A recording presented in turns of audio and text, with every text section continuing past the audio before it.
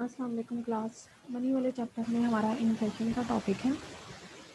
Inflation क्या होती है कि जनरल राइज इन प्राइसेस, उस चीज़ को हम इन्फ्लेशन कहते हैं। Inflation is an economic situation where the value of money is falling and the prices are rise.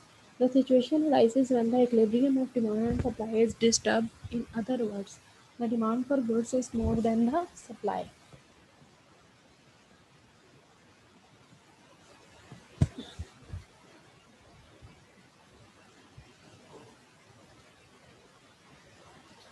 इसमें एपी लर्नर की जो है ना वो डेफिनेशन आप याद कर सकते हैं। तो inflation is a situation where demands of goods and services have become greater than their supply. Effects of inflation क्या है? सबसे पहले तो इन्वेस्टमेंट और प्रोडक्शन पर इफेक्ट है इसका कि एंटरप्रेन्योर्स और ट्रेडर्स के जो प्रॉफिट्स हैं वो काफ़ी हद तक इंक्रीज़ कर जाते हैं और वो अपनी प्रोडक्शन को इन्हांस करने की कोशिश करते हैं ताकि ज़्यादा से ज़्यादा प्रॉफिट अर्न कर सकें.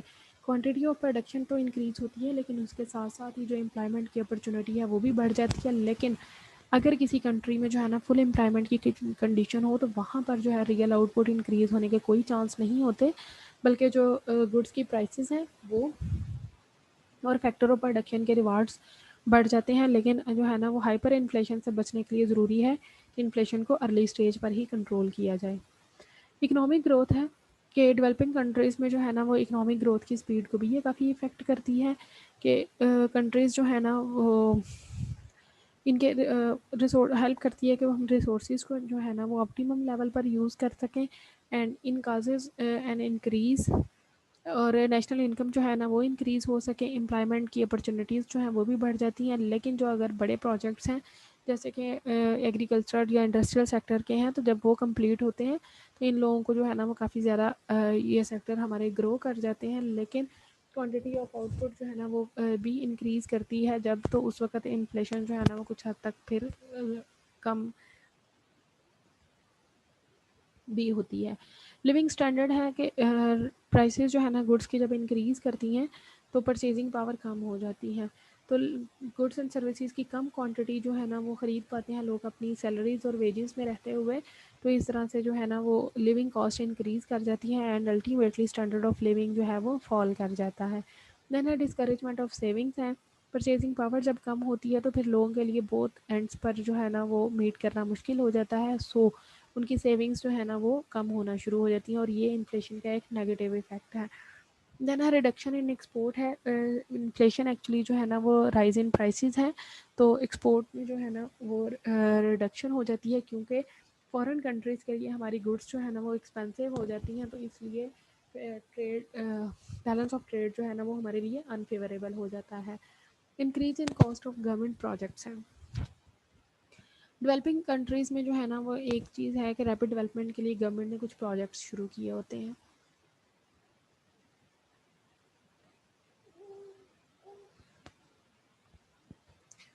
तो उन जैसे कि डैम्स हैं या पावर हाउसेस हैं या कुछ जो है ना ट्रांसपोर्टेशन के प्रोजेक्ट्स हैं या कुछ कम्युनिकेशन के हैं तो वो प्रोजेक्ट जो है ना वो अंडर कंप्लीशन होते हैं, कंप्लीट नहीं हुए होते. तो इन्फ्लेशन की वजह से जब प्राइसेस बढ़ती हैं तो इन प्रोजेक्ट्स की जो है ना वो कॉस्ट भी बढ़ जाती है. यानी कि हम कह सकते हैं कि इन्फ्लेशन जो है वो गवर्नमेंट एक्सपेंडिचर्स को काफ़ी हद तक बढ़ा देती है. Inequality in distribution of income है. इनकम डिस्ट्रीब्यूशन ऑलरेडी जो है ना अनइक्वल होती है. कैपिटलिस्ट इकोनॉमी में सोसाइटी दो क्लासेस में डिवाइड होती है, the rich and the poor. Inflation की वजह से क्या होता है कि जो एंटरप्रेन्योर्स हैं या इंडस्ट्रियलिस्ट हैं उनकी प्रॉफिट जो है ना वो बढ़ जाते हैं, लेकिन गरीब जो हैं या इनके जिनकी वेजेस आती हैं या जो गवर्नमेंट सर्वेंट्स होते हैं वो मज़ीद पुअर हो जाते हैं. तो इन्फ्लेशन क्या करती है कि इस गैप को और ज़्यादा वाइड कर देती है.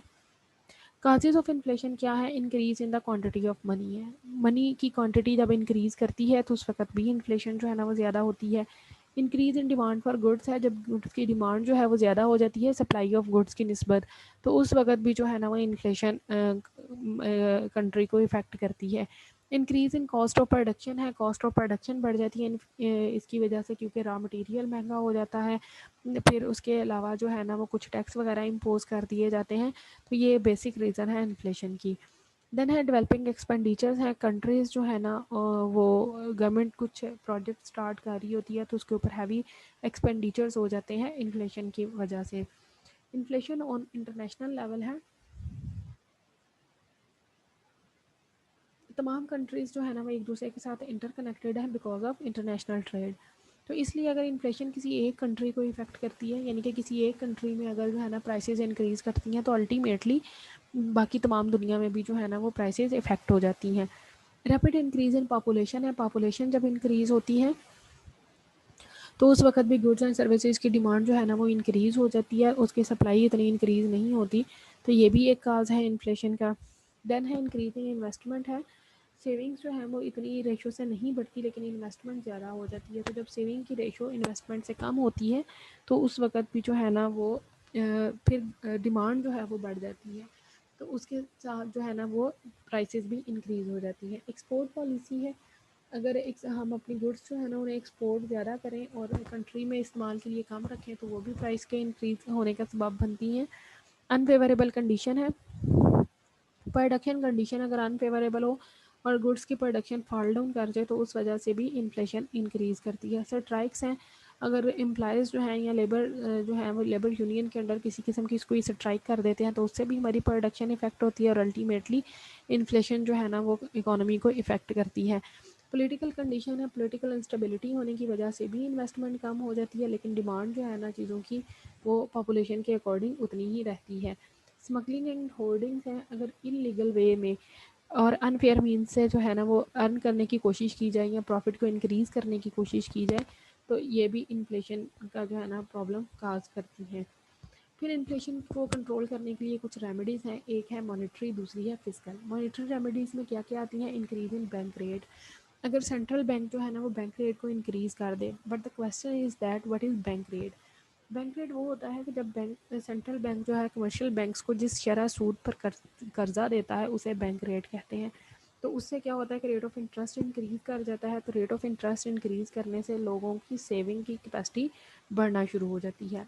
ओपन मार्केट ऑपरेशन है।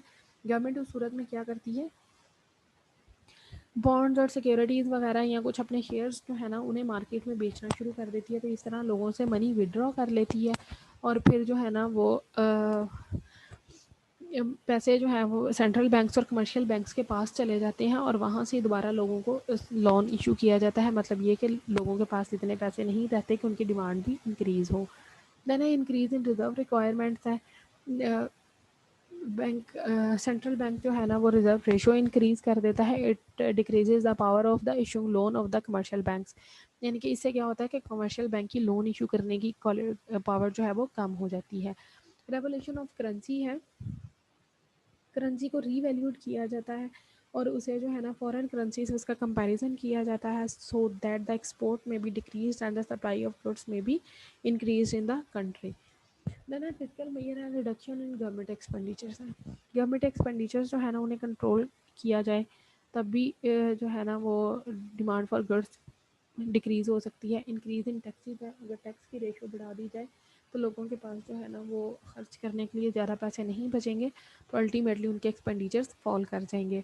इनकरेजमेंट ऑफ सेविंग्स है। सेविंग को इनकरेज किया जाए किस तरह से कि उनकी कंजम्पशन एक्सपेंडिचर्स को कंट्रोल किया जाए, तो इस तरह से भी इन्फ्लेशन कंट्रोल हो सकती है। देन है मिसलेनियस मेजर्स हैं, यानी कि जो दूसरे मेजर्स हैं इनके अलावा वो किस तरह से कंट्रोल हो सकते हैं। Increase in the production of goods and services. Goods and services को जो है ना वो उनकी प्रोडक्शन को इंक्रीज़ किया जा सके। मिसलेनियस मेजर्स का मतलब ये है कि दीगर कौन सी जो है ना वो हम इसमें टेक्निक्स यूज़ कर सकते हैं। Decrease in export and increase in import. Exports को जो है वो कम किया जाए, अपने मुल्क में लोगों को जो है ना इस्तेमाल करने के लिए अशिया ज़्यादा फराहम की जाए और इम्पोर्ट को इंक्रीज़ किया जाए। कंट्रोल ऑन प्राइसेस है। गवर्नमेंट प्राइसेस को जो है ना वो ओवरकम कर सकती है। बेसिक नेसेसिटीज़ की प्राइसेस को कंट्रोल कर सकती है। कंट्रोल इन पॉपुलेशन है। पॉपुलेशन अगर कंट्रोल की जाएगी तो अल्टीमेटली जो है ना वो गुड डिमांड जो है वो कंट्रोल होगी और उससे भी इन्फ्लेशन जो है ना वो ओवरकम हो सकेगी। देन है स्मगलिंग और होर्डिंग्स और ब्लैक मार्केट को एलिमिनेट किया जाए। ये था इन्फ्लेशन का टॉपिक और ये टॉपिक आपका पेपर पॉइंट ऑफ व्यू से भी काफ़ी इंपॉर्टेंट है। सो इसे अच्छी तरह से अंडरस्टैंड करें एंड थैंक यू। अल्लाह हाफिज़।